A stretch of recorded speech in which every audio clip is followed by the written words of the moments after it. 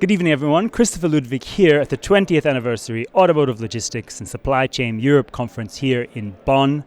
We're going to be bringing you a series of red sofa, or in this case, red carpet interviews from our key speakers and VIPs at our conference. And I'm here with Dieter Braun, Head of Supply Chain at Audi, who's just given us a keynote on Audi's supply chain sustainability strategy. Now, Dieter, you talked about the wider company strategy and your supply chain strategy. What I'd like to understand more is how you're aligning your teams in logistics to follow that path, given, as we put it, so many other crises and, let's say, urgent things that come up along the way. Christopher, it's very important that you have a clear strategy, because the captain of the boat who is in a hurricane not necessarily is the man who has to follow the strategy. He has to solve the problem, the crisis.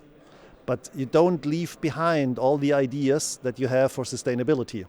So first of all, we have a clear strategy that's aligned with our corporate strategy, and it's all about sustainability. Second, bottom up, we have an enthusiastic team that's keen on sustainability issues, and they are working with intrinsic motivation. So we only have to bring together the intrinsic motivation and the clear strategy, and then it works. Dieter, we might say that the biggest savings in emissions are from transport which is avoided altogether, either through different sourcing or supply chain design. How are you and your team working to influence some of those decisions? Christopher, you're completely right. Of course, it's much more easier if you don't have any transport and the supplier is located close by to the plant where the part is needed. But, as always in life, such easy it isn't.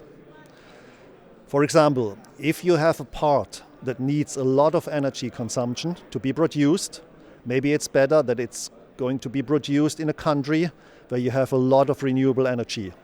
And then we have to organize a sustainable transport, compared to a situation in Germany where we still have a high percentage of not renewable energy.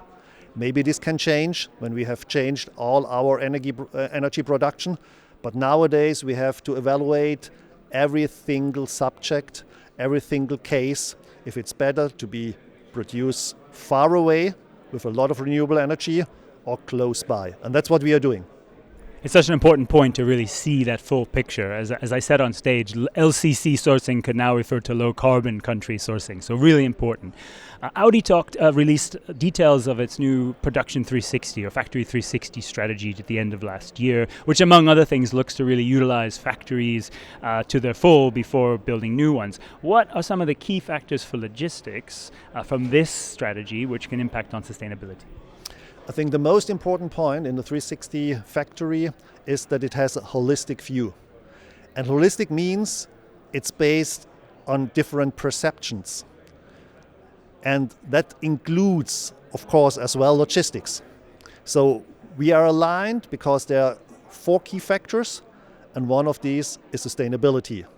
And it's sustainability for the production process, but as well sustainability for the logistics process. And we are very keen on this. We have clear measurements, we have clear targets, we have specific goals, and these goals contribute to the overall success of our 360 strategy.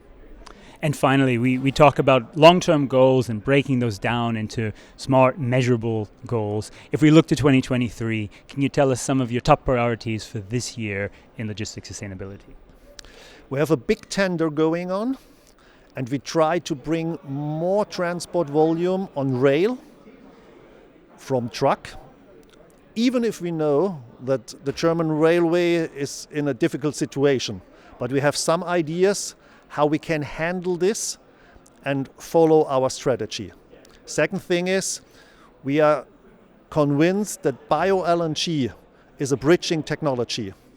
So here as well, with a strategic partnership, we try to get into some transports that can help us to bring down our carbon dioxide emissions.